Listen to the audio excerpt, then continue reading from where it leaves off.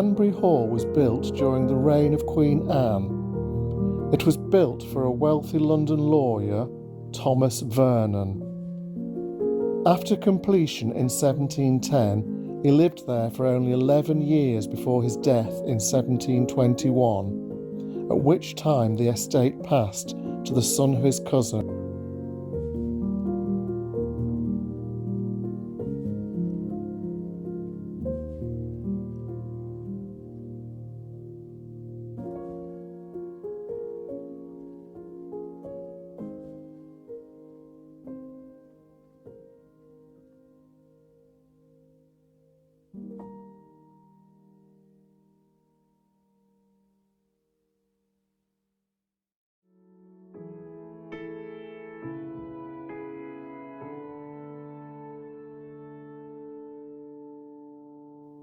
Bramhall Hall was home to the Davenport family from 1370 right up until the 19th century.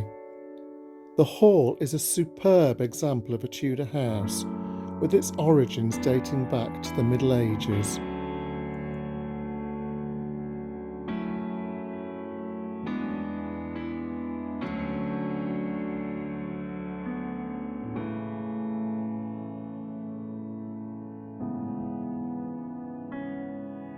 The Davenport family were significant landowners in Cheshire.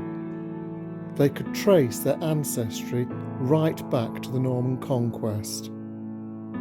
They also had the authority to hang anyone found poaching on their land. This gained them the name the Deadly Davenports. So, just before we go into the house, we've had a little wander around to the front to look at the gardens. It's chilly today. It is a bit chilly. So you can just get a glimpse of how beautiful the house is at the front there. And I'm going to pan around and give you a look at the vista they've got, which is out onto the fountain and the lake.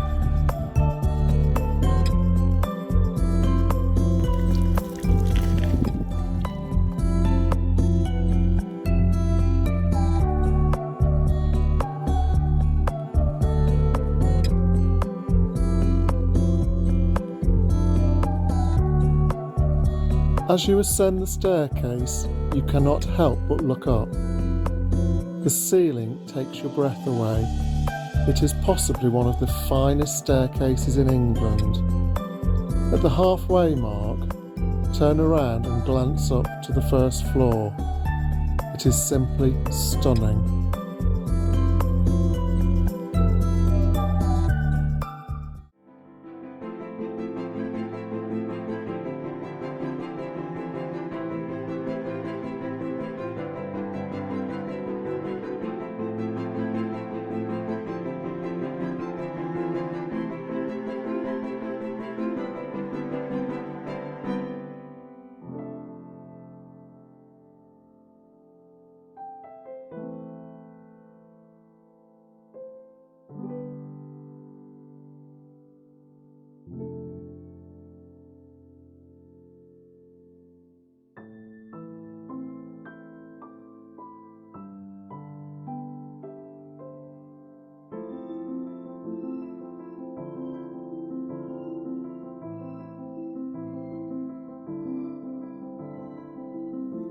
The yellow drawing room was designed by Sir John Soane. It is surmounted by a huge glass dome that floods it with light. There are stunning painted murals on the walls, and the overall effect is incredibly theatrical, but at the same time incredibly tasteful.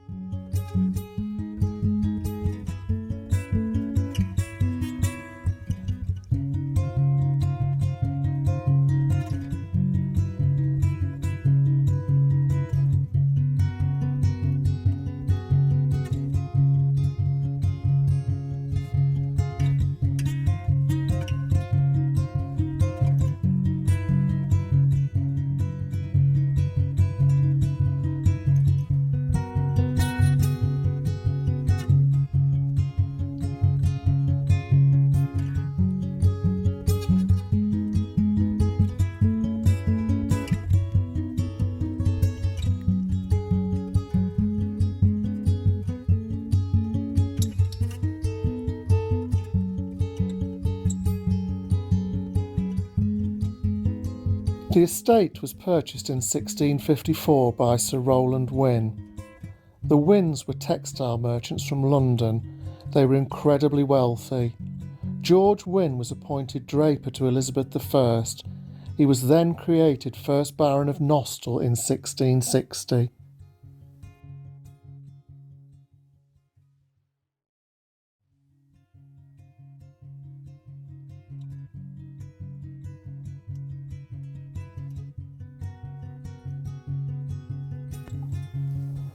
Nostell is home to a very large collection of Chippendale furniture. The furniture was all made especially for the house. If you visit, take some time to really appreciate it. Every Chippendale piece is marked with a clear C on a block. This helps you to identify it. The first room we encountered was the breakfast room, and this room is a testament to Chippendale's craft.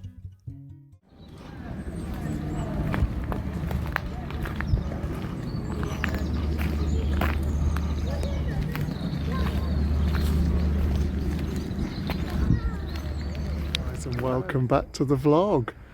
We're here at Charlecote Park. You say tomato, I say tomato. It's in Warwickshire. Yeah, this was the home of the Lucy family. It's a house that dates back to the Tudor times, but it's been remodelled over the centuries by the Lucy family, so it looks quite Victorian in appearance. So we hope you're going to enjoy this with us.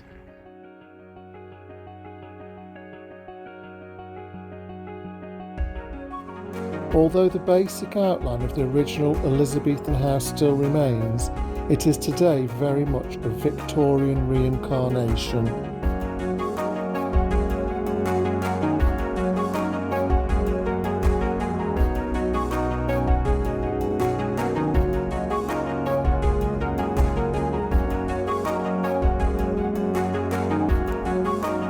The Great Hall has a barrel vaulted ceiling.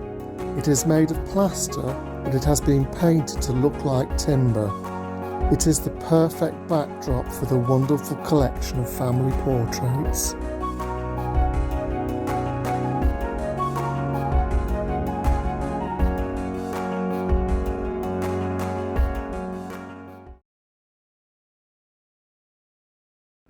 Hello guys, and welcome back to the channel. Hello. So today we've come to Chatsworth House, known as the Palace of the Peak. It's the home of the Devonshire family, and it's one of our local stately homes. It's right on our doorstep. Very big place. Very big place. Very grand. So it's only recently reopened for 2024 last week, and we are really looking forward to this. Hope you enjoyed touring around with us. Chatsworth House is a magnificent stately home. It is nestled in the heart of the Derbyshire Dales. Chatsworth is built in the English Baroque, Italianate style. It was completed how we see it today in 1840.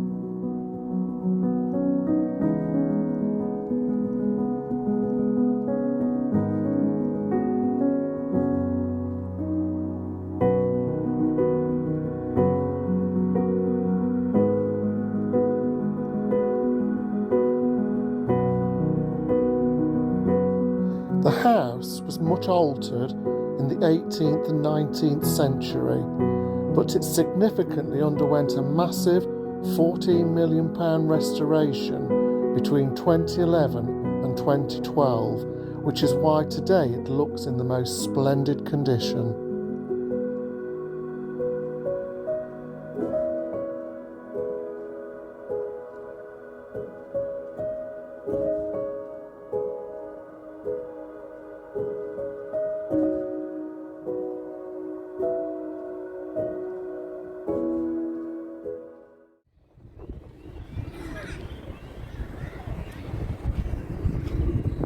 Good morning guys, and welcome back to the channel.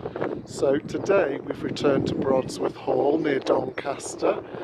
We came last year and did a tour of the servants' wing, but this year we've come back to look around the main house. So this is a house that's pretty much frozen in time, very much unchanged from the 1860s. and we think you'll really enjoy this.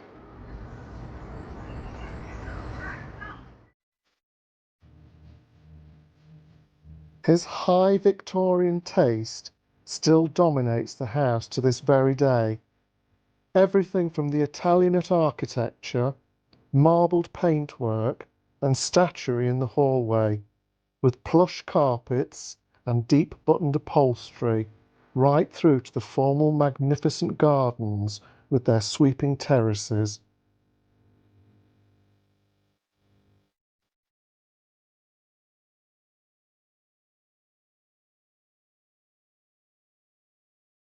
The billiard room with its high lantern ceiling must have been a really fun place.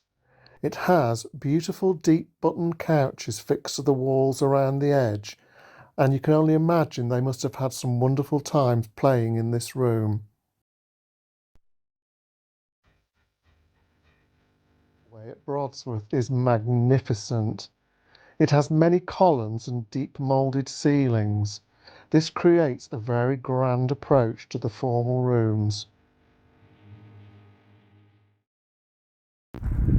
Well, hello guys, and welcome back to the channel. Hello. Hello, so today we find ourselves at Grimsthorpe Castle. This is a fantastic house with connections to the Astor family. It's in Lincolnshire, and we hope you'll enjoy looking around with us. Grimsthorpe Castle is the centrepiece of this 3,000-acre estate in Lincolnshire.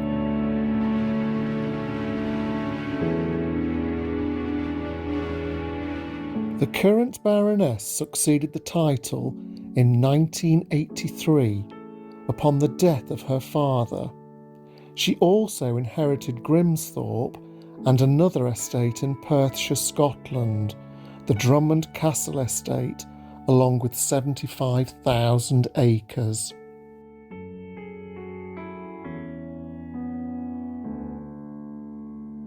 I found this tour to be one of the most informative and pleasant tours we have ever taken in a country house.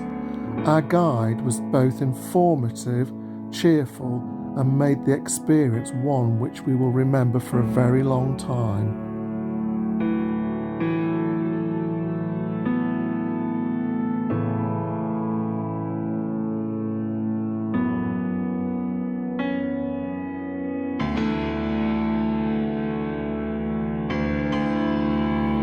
Once outside, you will marvel at the beautiful grounds, gardens and parkland.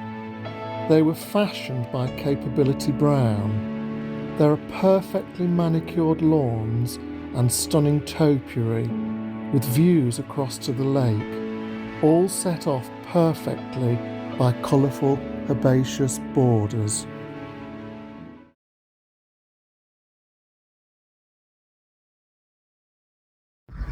Good morning friends, and welcome back to the channel. Here at Burton Agnes Hall today. We are, it's near Bridlington in Yorkshire. It's a lovely part of the world. Beautiful part of the world. This is a magnificent Elizabethan house built in 1598, or construction started then, and it's been lived in by the family that are here now for 400 years. So come along with us guys, this is another house you're really going to enjoy.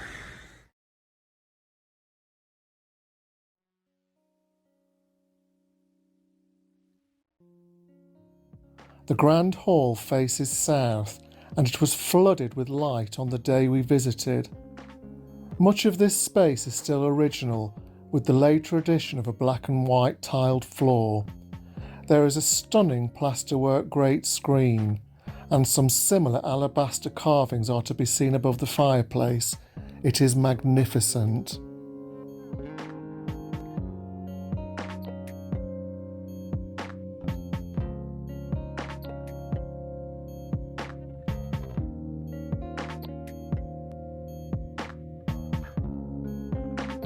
We now pass through one of the beautifully carved archways and enter the inner hall.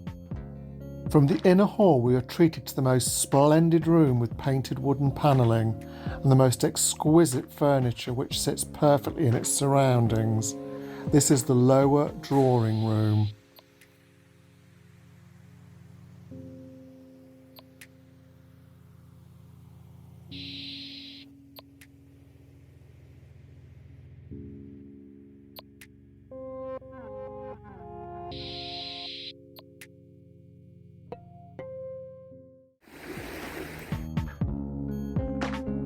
Still home to Lord and Lady Edward Manners, the origins of this medieval house date back to the 11th century.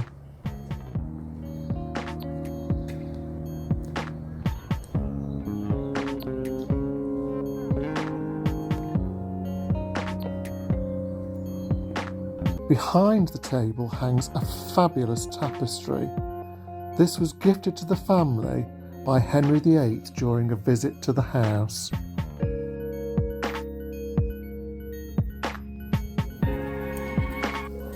On our visit, we were treated to the most welcoming sight of a roaring log fire.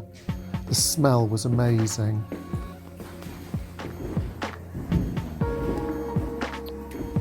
In contrast to the medieval rooms below them, the light and airy first floor Elizabethan rooms culminate in the most spectacular 110-foot long Robert Smithson designed long gallery. This is one of the most beautiful spaces we have seen in the many historic houses we have visited, and possibly one of the most beautiful rooms in England.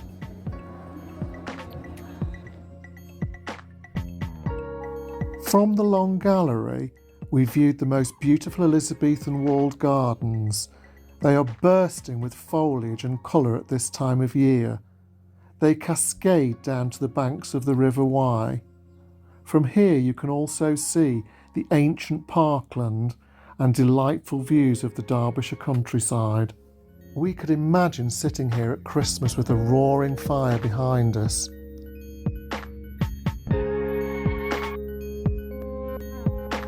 This room still boasts its most glorious painted ceiling of Tudor roses. The wonderful heraldic panelling really adds something to the space.